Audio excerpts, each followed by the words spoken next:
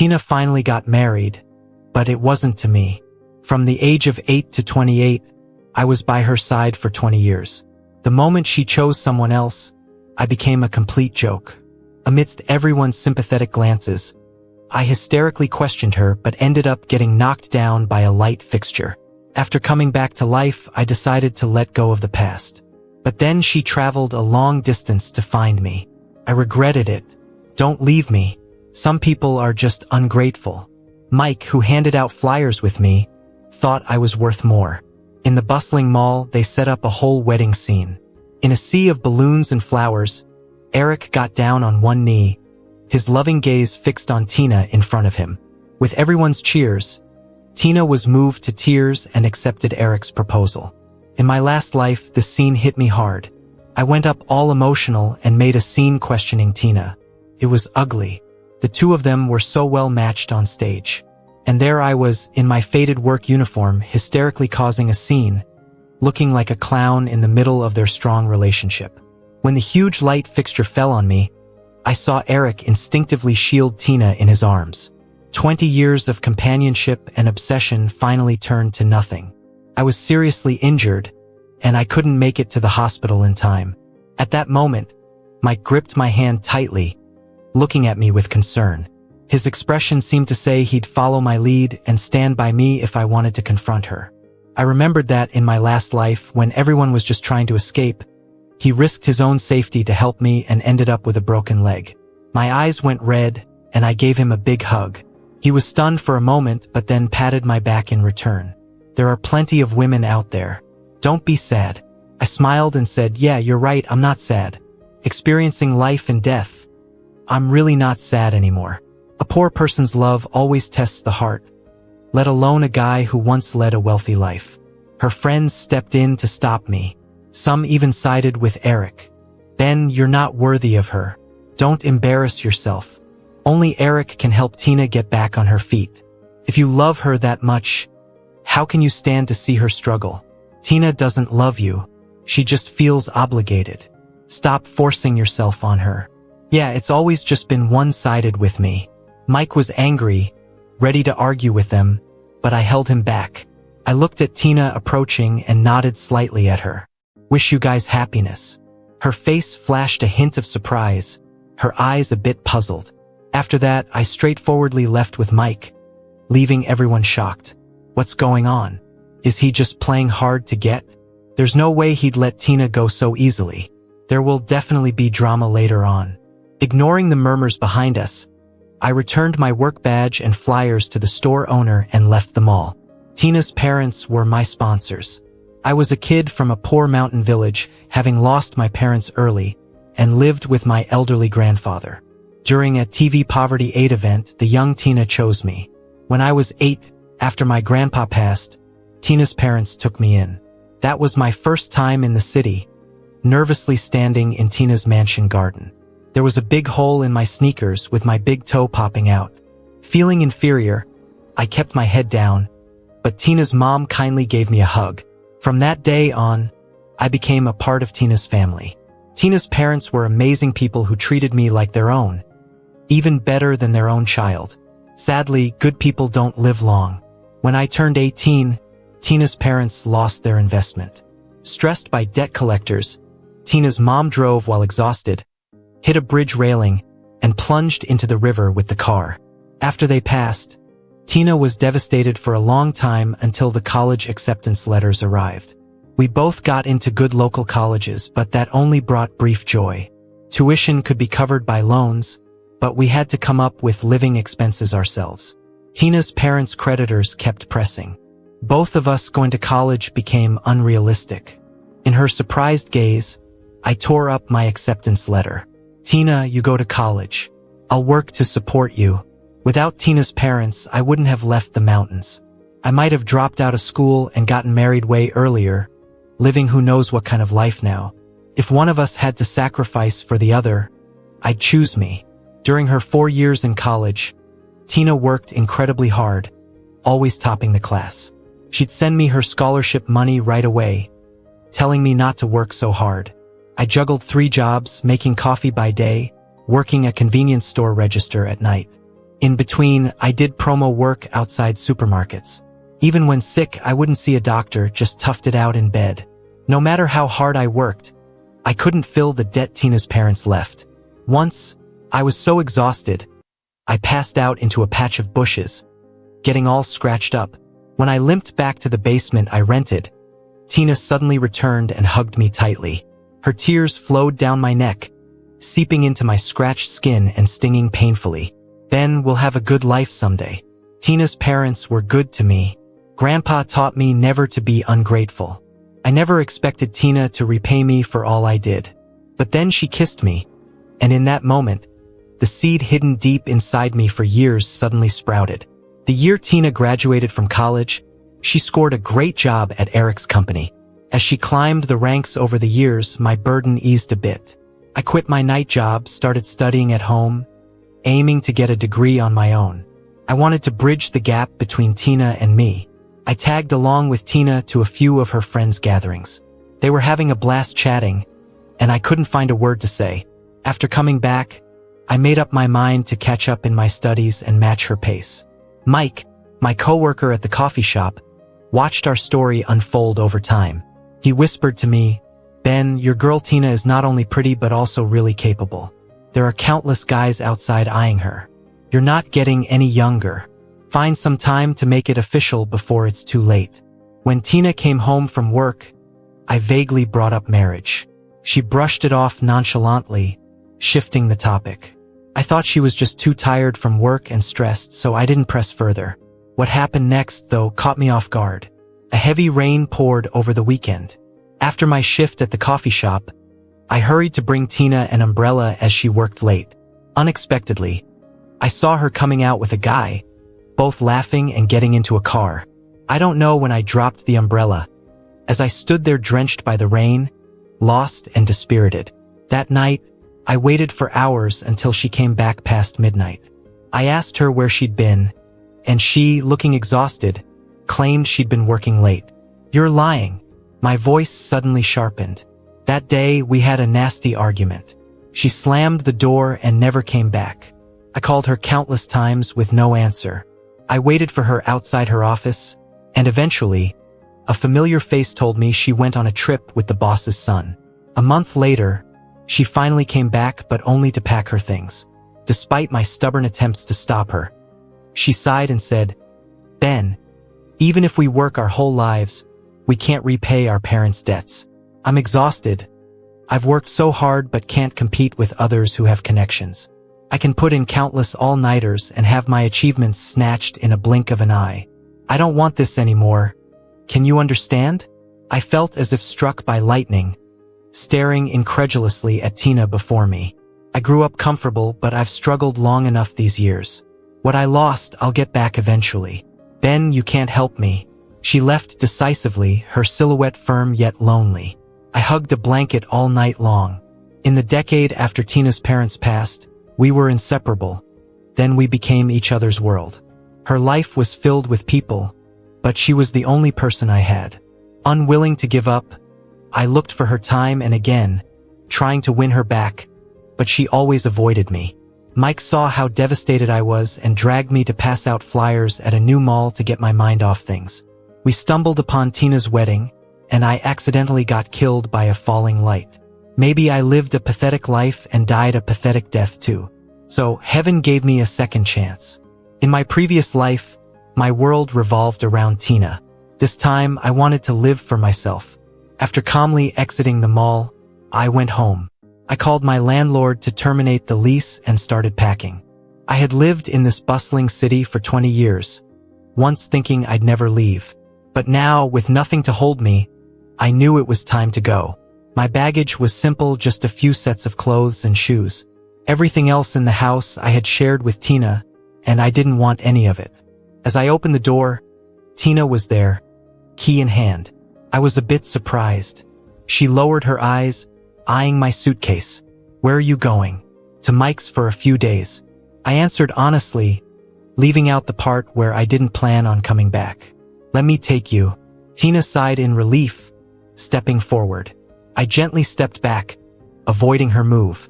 She stiffened instantly, and I gave a somewhat ironic smile. I've walked these lonely roads at 2 a.m. for years now. It's nothing new. Facing Tina blocking the elevator, I asked with a bit of exasperation, "Why are you here?"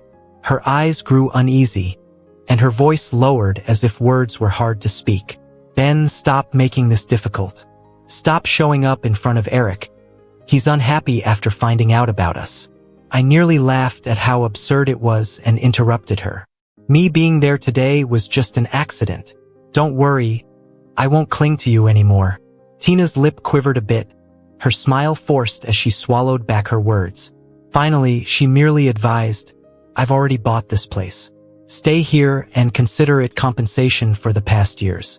Just forget about me." Before, I would have said no stubbornly, maybe even begged her not to leave. But having brushed past death's doorstep, I had let it go. She was the only family I had. Without her, I still had to live on, the days had to go on. Alone, but alive, ready for a fresh start. I met her eyes with a calm gaze, agreeing easily, "Sure, I promise.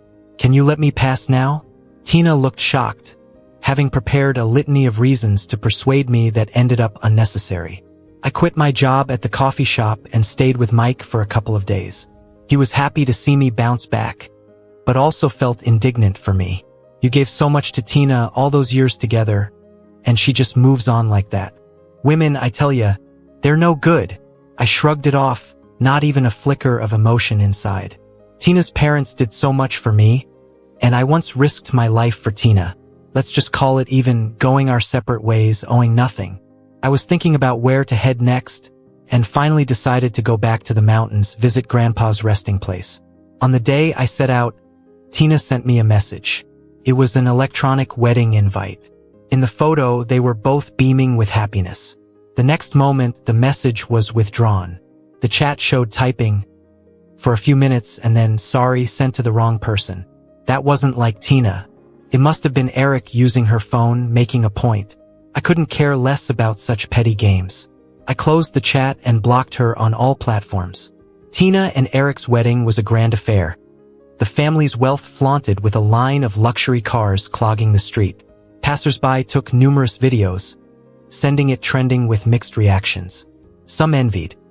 Being born into a rich family is a skill, and she's got it. Some were jealous. Born with little, but she sure fixed that with a rich husband, no worries for life. Others dug up old stories. Rumor has it this groom had a first love, dumped her to climb social ladders. If true, this lady sure is something else. While I stumbled through mountain trails, clueless that I became the topic of online sympathy. Stepping off the minibus, endless green mountains stretched ahead. I left this place on my own and came back alone, having journeyed through life, returning to the beginning. I once suggested to Tina that we visit the mountains. She always said she was too busy. I waited and waited, but nothing ever happened. The mountains looked different now, with concrete roads running from the county to the mountain town. The minibus stopped here as its final destination. No further transport. My village lay on an inconspicuous mountaintop. Life was tough in the mountains back then, with water and farming a constant struggle. The whole region had just one school in town. As a kid, I had to rise before dawn for school. Grandpa would carry me over a mountain and wade through a river to get to the town. Now, with my suitcase in hand, I retraced those steps with a mix of nostalgia and anxiety. Help! A cry for help broke the silence, and I turned to see. The stone bridge at the town's entrance was quiet, and a small figure struggled in the river below. Seeing the splashing fade, I instinctively jumped in. The mountain river was freezing, but I gritted my teeth and swam toward the center. Grabbing the child from behind, I headed back. The commotion drew locals, and someone fetched a long bamboo pole to assist. With everyone's help, we managed to save the child. "Isn't this Linda's kid?" Someone recognized the child and quickly took him to the local clinic. I heaved a sigh of relief, wringing out my soaked clothes, and found a place to stay in town. Before dawn the next day, I headed up the mountain. As I reached the top, the sun peeked over the horizon. Leaning against Grandpa's tombstone, I let out years of bottled-up grief, crying uncontrollably. "Grandpa, I miss you." Back then, poverty brought us not only hardship but also disease.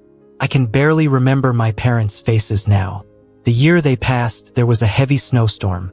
Snow sealed off the mountains, leaving the area with no medicine or food, claiming many lives. TV stations reported the disaster, leading to widespread donations and aid campaigns. It was during such a campaign that I met Tina's parents. I was a scrawny, nondescript child among many, while Tina stood out in a tidy little dress under the cameras. That public aid event was a punch to the dignity of the recipients. I was too young to know what pride meant, but I still wanted to run from those pitying looks. But I couldn't run. After my parents died, there was no breadwinner. Grandpa was old and frail. Our family was destitute. Uncles and relatives couldn't help us, they could barely help themselves.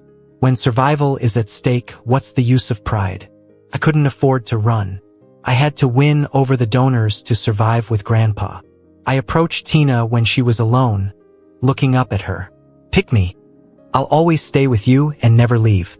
These days, Mike calls often and sometimes mentions Tina. "When you left," she kept parking her car outside the community. "Then she realized something was off and confronted me about your whereabouts." No way I'd tell her. I let her have it instead. Unlike Mike's indignation, it all seems a bit amusing to me. Tina and I have drawn the line. She has new family now. She always thought I was a mess, but now that I let go, she's the one who can't seem to move on. Childhood promises stayed with me my whole life. Last life, I never thought about leaving her. But in this one, I owe her nothing. On the way down the mountain, I unexpectedly ran into my uncle and his family. They warmly insisted I visit their home the next day, and I agreed. With time, young people from the mountains left for jobs elsewhere. As life improved, they brought their families with them. And those families who didn't move away mostly relocated from the mountains to the small town at the base. During meals, Aunt keeps piling food onto my plate. "You've grown into such a fine young man. Haven't seen you in years," she exclaims. "Are you still living with the family that adopted you? And are you married yet?" When she learns I'm still single, she pats her chest confidently. "Don't worry, Auntie here will sort you out. There are several nice girls in the village I can introduce you to," she insists. Her enthusiastic jump at any opportunity attitude is a bit overwhelming, so I quickly wave my hands. No, it's okay. But she dismisses my protest. "Ben, I'm not trying to meddle, but boys your age usually have 2 kids by now. If your grandpa were alive, seeing you all alone would break his heart." Mentioning grandpa makes me emotional. In the countryside, it's common for boys like me who left school early to marry young. At my age, being single and without a degree is rare. No wonder Auntie's worried. Just when I'm struggling to decline her help, a commotion erupts at the door. Is Ben here? A neatly dressed girl with sun-kissed skin and a bright, toothy smile appears. She plops 2 baskets of eggs in front of me, leaving me totally confused. "I'm the aunt of the kid you saved from drowning the other day. If it weren't for you, my niece might have been in big trouble. I'm here to say thank you." Linda sounds so sincere. Auntie gives us a surprised look and smacks her leg excitedly. "Wow, what a coincidence," she exclaims, then turns to whisper in my ear. "Linda's from the city. She's got a good heart and looks. I heard she's a graduate of a prestigious university. Lots of families have tried to connect with her, but she's turned them down. You two have this fate between you. Don't miss this chance." Seeing Auntie's gossiping gleam, I awkwardly excuse myself. Linda follows me outside, and I'm curious about how she found me. She explains with a laugh it wasn't hard. In a small town, most people know each other. New faces usually stay at the inn. I asked the innkeeper and found out you were the only new young guy checking in the day before yesterday. Dressed formally, I tug at my tight collar. "You're here visiting family, right? I live at the town school. If you need help, feel free to reach out," she offers. Already knowing I'm staying short-term, Linda goes with me to the inn. She seems well acquainted with the owner, and after a short chat, they give me a key and the address of a small courtyard house. "This is our family property. Since you're Linda's friend, we'll rent it to you cheaply," the owner says. Overjoyed, I gratefully thank them. Though Tina gifted me a house, old habits die hard, and I still tend to save money. Fortunately, things are affordable in the small town, and my savings should last me a while here. My uncle told me about a recent landslide near Grandpa's gravesite. Luckily, the area was uninhabited, so no one was hurt, but there's no telling if more slides could happen. After discussing with my uncle, we decided to choose a new burial spot for Grandpa. That's partly why I'm staying a while. Hearing about this, Linda kindly helps out a lot. Her casual demeanor surprises me. She wears a white top, a plaid shirt, baggy pants, and canvas shoes, quite different from a typical teacher's image, but she's efficient with the work. The small town has changed a lot since my childhood memories. Before I can decide on a new grave site, Linda comes with a map. She's marked several potential spots for me. With the help of Uncle and Linda, the task is completed smoothly. Linda's niece, Bella, tags along with us often, getting so dirty it makes her look like a little raccoon. She's tough-looking, resembling Linda in features but with fairer skin. Running around town gets her into trouble, often giving Linda a headache. Out of curiosity, I ask, "Where are her parents? Why are you looking after her?" "My sister and her husband are busy with work, so they leave her with me here since I'm teaching," Linda explains. Linda seems like a city kid. Warm, straightforward, polite, and worldly. Most importantly, she's neither self-conscious nor timid, embracing new experiences. I wonder why she's teaching here. With a chuckle, she touches the back of her head and says, "My dad was a volunteer teacher here. I wanted to see where he worked." Watching her face, a similar smile flashes through my memories. Was it Mr. John? How's he doing now? Linda's eyes light up but quickly dim. He passed away. Regretting my words, I apologize quickly. "Sorry, I didn't mean to bring it up." She waves it off with a smile, brushing the matter aside. Because of Mr. John, Linda and I grow closer. When I was school age, Grandpa carried me over mountain paths to get me to school. Mr. John greeted me on my first day, teaching me to write my name. "Ben?" As in Handsome Ben, he'd say, laughing and handing me a small, dark piece of candy.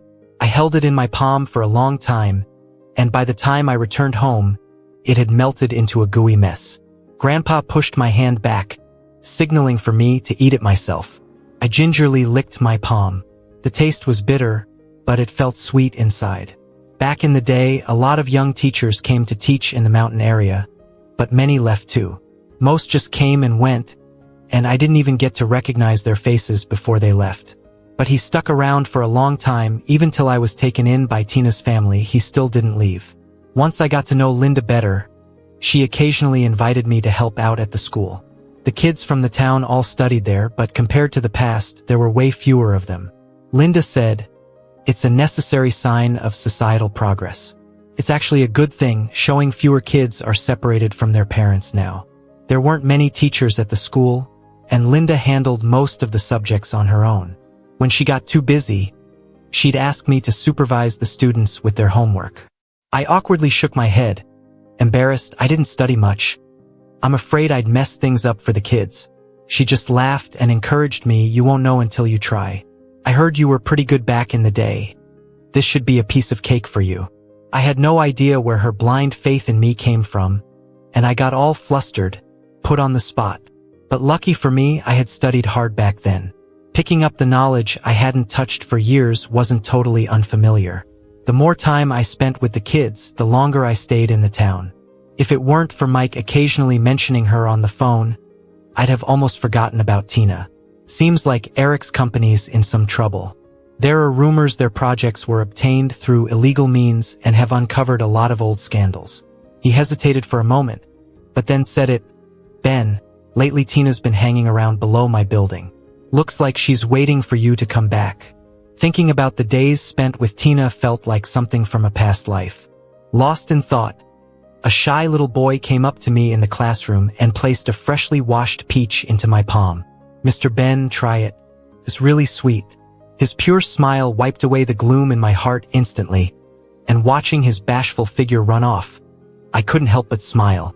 As I picked up the textbooks these days, I suddenly thought of the diploma I didn't get in my previous life. Back then, I needed it hoping to get closer to Tina. But now, the obsession with the diploma has faded, and what reignited within me was a longing for college. Linda sometimes tells me stories from her college days up north, and how different it was from our southern town. But the similarities, the liveliness, the brightness, the allure, they left you yearning. I remember accompanying Tina to college, watching the brightly lit library and the students walking back to the dorms in groups. If I said I wasn't envious, it would be a lie. But whenever Tina looked at me apologetically, I just pretend not to care. At first, she tried to teach me things she was learning in college. But I was too busy working, trying to earn money, to focus on studying. Later, she thought I wasn't interested and got too busy with her own studies, so it just got brushed aside. But think about it, I used to be a good student too, got into a decent college. How could I not want to be a better person and strive for a better future? Yet, those desires were suppressed by reality, buried deep inside. Even I had convinced myself otherwise. The townsfolk brought a jug of homemade plum wine. Linda, not knowing its strength, drank too much. She ended up holding on to the big tree outside the classroom, talking nonsense. Luckily, the students had already gone home. Otherwise, if they'd seen her like this, she wouldn't have dared to show her face the next day. After getting Bella to wash up and go to sleep, I went to find her. Drunk Linda looked sweet but acted rebelliously. She didn't want to go back to sleep but dragged me all the way to the bus stop at the edge of town. Pointing at the empty waiting area, she said, "When I was a kid, my dad was hardly ever home. I missed him a lot. My sister said when I grew up, I could go and find him. The first time I came here looking for my dad, I waited all day until midnight before he came to pick me up. I was just starting middle school at that time, traveled a long way all by myself hoping to see him, only to be hit with disappointment. Later on, in a fit of rebellion, I went far away for college and refused to come back after graduation. During our occasional phone calls, I'd hang up impatiently, getting an earful from my mom for it. I never talked to him properly, so when he fell ill, he didn't even tell me. When he passed away, I was out of town on a business trip. By the time I rushed back, he was already gone. I didn't get to see him one last time." As she talked, Linda seemed to sober up a bit. She sat down on the ground, hugging her knees and burying her head in them. "It's great that you still remember him, that someone still remembers him." The town was silent, and the sound of sobbing slowly started to rise in my ears. Before I knew it, the moon had come out. I gently patted her shoulder.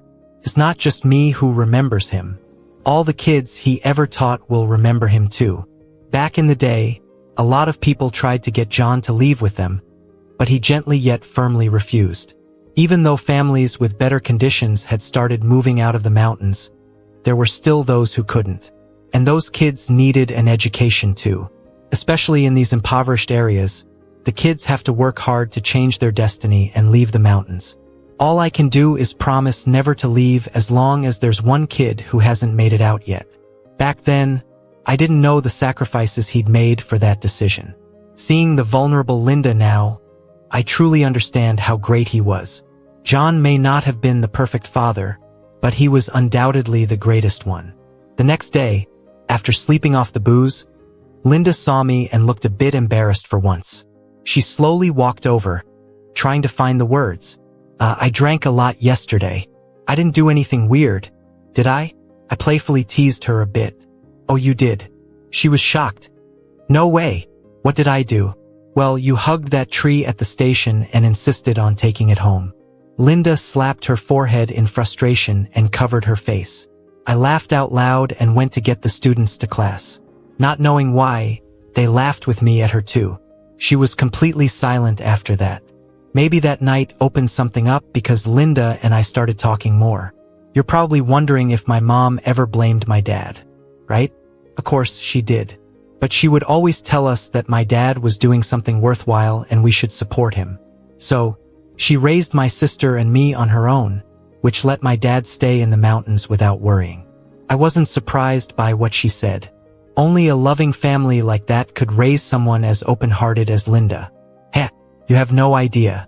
It's a miracle I survived those years with my mom. When I was little, I'd sleep with my mom and her snoring would keep me up all night. If I managed to nudge her, she'd turn over and nearly squish me. Overcooked noodles were the least of it. One time, she made fried rice with eggs, and the shells were still in there. After school, she'd come to pick me up on her bike. I'd barely sit on the back, and she'd pedal off with a big kick, forgetting me until she got home. Eventually, my grandma took us in for a couple of years. After that, once I started school, I was trailing my sister everywhere, with a nose full of snot trailing behind me. So many tears when I remember those days. I couldn't help but laugh at her stories, and she turned away, a bit shy, scratching her head. Time flew by in the small town, and before I knew it, I'd been there for 2 months. Sometimes when I ate at my aunt's place, she'd pull me aside with questions.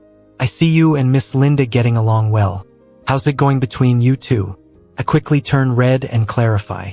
"Linda and I are just friends, Aunt. Don't go matchmaking us." Over time, I realized Linda and Tina were completely different people. When I was preparing for self-study exams, Tina dismissed the idea, saying those diplomas weren't worth it and she'd take care of me if I just stayed put. But when Linda saw me pick up a textbook, it was like she could see what I truly wanted. She said, "It's never too late to start doing what you want. You should live life the way you really want to." In town, I hadn't thought about the past much, except when Tina would pop up in the most inconvenient ways. When she called, Linda and I were rushing to Karen's house, the same little boy who gave me peaches in class. The school's resources in the town only went up to middle school. Higher education meant heading to the city. Karen's brother Jack, who was in John's last class and about to enter senior year, had suddenly dropped out and come home. When Linda heard this, she panicked and rushed out immediately. While I was busy settling the students, an unfamiliar number kept calling my phone. I ignored it. When I hurried over to Jack's house, Linda was having a tense conversation with his parents. "Jack's grades aren't great. He's not the type for studying," they insisted. In the corner, Jack was crying quietly with his back to us, and Linda spoke urgently. "The city's schools are more demanding. It's normal to struggle at first. Give him more time. It will get better. What's the point of a rural kid studying so much? Better to start working and help out the family." Linda wasn't deterred. "If money's the issue, I'll cover his tuition and living expenses. It's just 1 more year until his final exams. Let him try." But Jack's parents were set on their decision and didn't budge an inch. Raindrops suddenly started leaking through the black tiles on the roof. The children instinctively grabbed bowls and basins to catch the water. The small, dark, cramped house laid bare their poverty. Feeling defeated, Linda wanted to say more but was already being shown out the door. We hadn't walked far when Jack came running after us. "Miss Linda, I'm sorry. It's my fault. I'm just too dumb. No matter how hard I try, my grades never improve." "I failed your expectations," Jack said. Linda reassured him with a few words and urged him back inside as the rain poured down harder. She stayed silent the entire way back. I'd never seen her look so down. Her eyes were unfocused, and her voice was low. I always believed that if you worked hard enough, anything was possible. Was I wrong? I tried so hard to help him. I shook my head and shared my thoughts. "You didn't do anything wrong. It's just that this might not be what you were expecting. I was once a kid from the mountains who went to study in the city.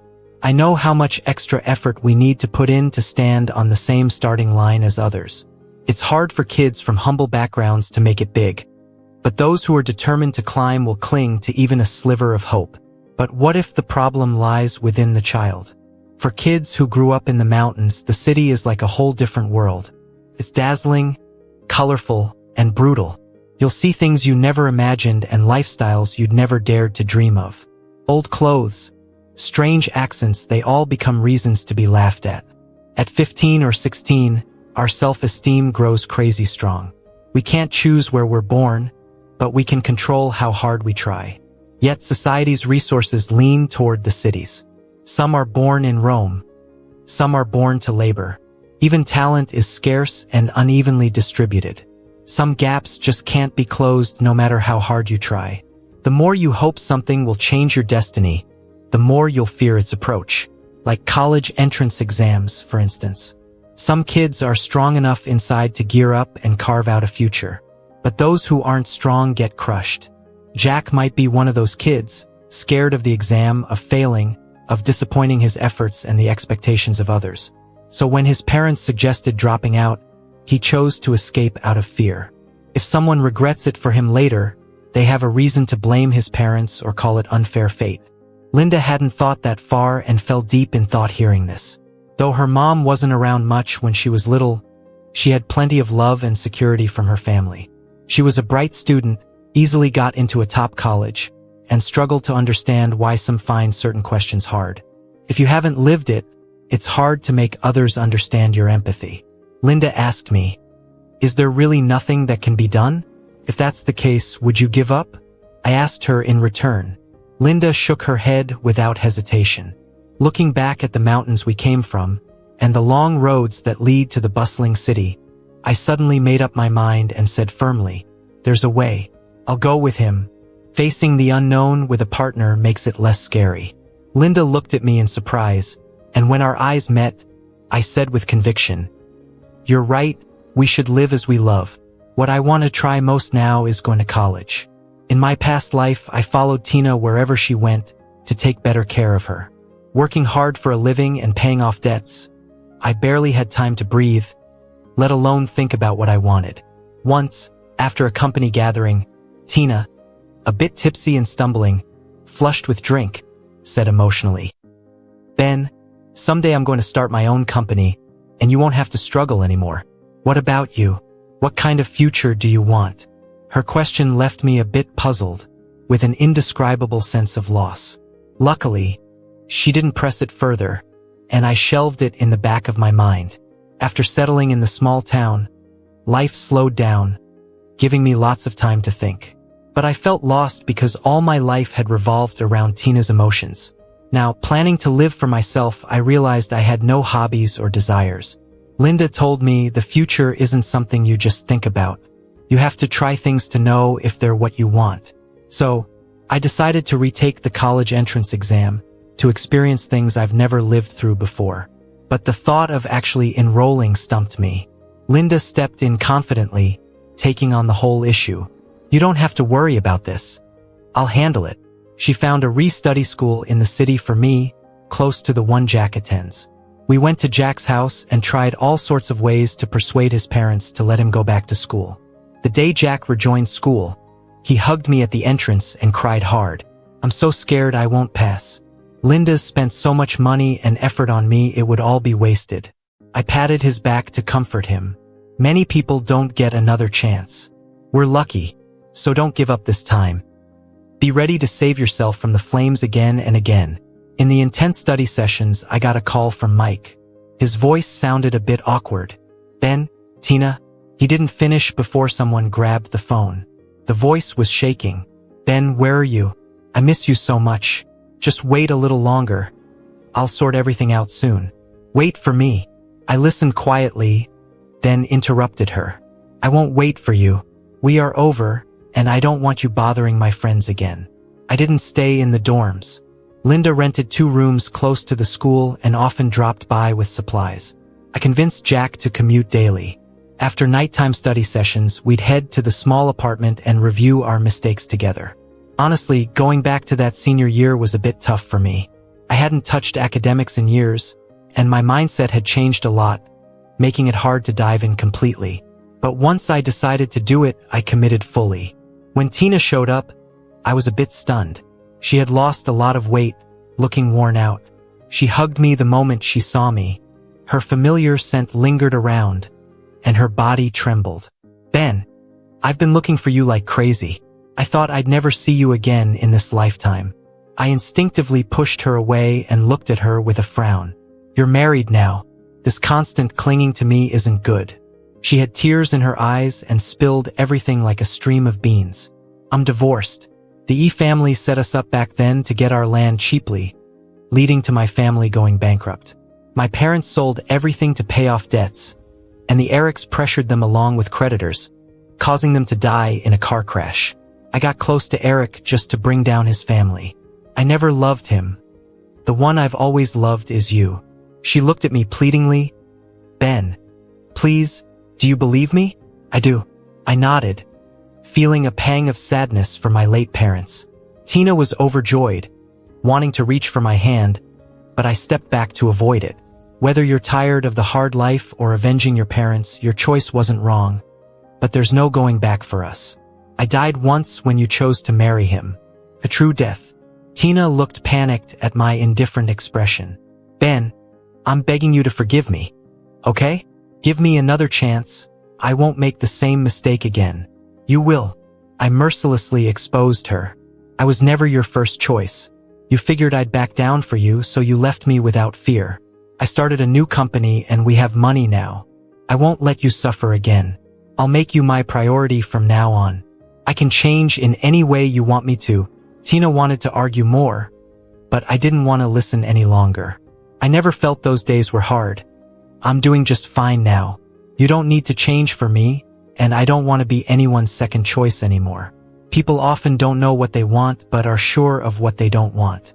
In this failed relationship, I clearly know I don't want to be someone who depends on others. Clinging in relationships is a form of parasitism. When Tina didn't want me anymore in the past, it was like I couldn't live. Life is filled with beautiful things beyond just love. One shouldn't focus too single-mindedly on it. It's my fault. I'm the one who wronged you. Can't we ever go back to how it was? She said bitterly. I shook my head. Tina, I've moved on. You should too. For someone I shared 20 years with, I feel no hatred, even when she left me then. There's more sadness.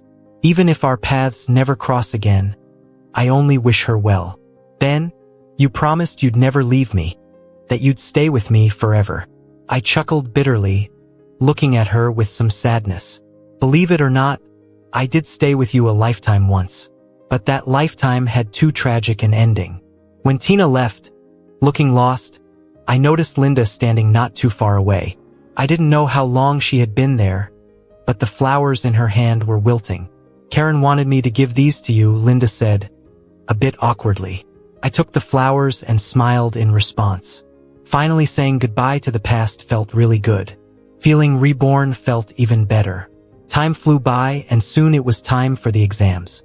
On the day results were announced, Linda was more nervous than the two of us.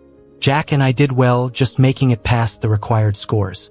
Linda was so excited she was about to cry. I teased her, "You're always so tearful." I just can't help it. At that moment, she truly understood her father's choice back then. That sense of mission of helping others change their fate made her resolutely follow John's path. Jack applied to a school out of town with loans for tuition and Linda supporting him with living expenses. After that, she continued teaching and took on private projects for extra income. I chose a university in the provincial capital. Before heading off, Linda came to me with a thick envelope. Just enjoy college life there. Don't worry about part-time work. There's plenty of time for that later. If you need money, just let me know. I'll support you. I joked, "Aren't you afraid I'll take your money and never come back? As long as you're happy, does it really matter if you come back?" Even as she said it, the way she clutched the envelope gave her away. She wouldn't admit it and I didn't press. She wouldn't speak up to influence my decisions, yet she hoped I'd return. During our time in the small town, many destinies quietly changed. Linda hadn't planned to stay long, and I was there briefly. We ended up changing our minds. After college, I returned to the small town. This time, I didn't plan on leaving again. Not just me, but Jack and other kids who left the town schools returned in various ways. Building roads, houses, factories, and bridges, supporting local tourism using local resources, bridging with businesses to promote local industry and create jobs. More people who left for work away returned to the town, all doing their part for their hometown. More children filled the town again, and many young teachers joined the school. Linda and I stayed here all along. On the day I returned, Linda awkwardly asked, "Why choose to come back?"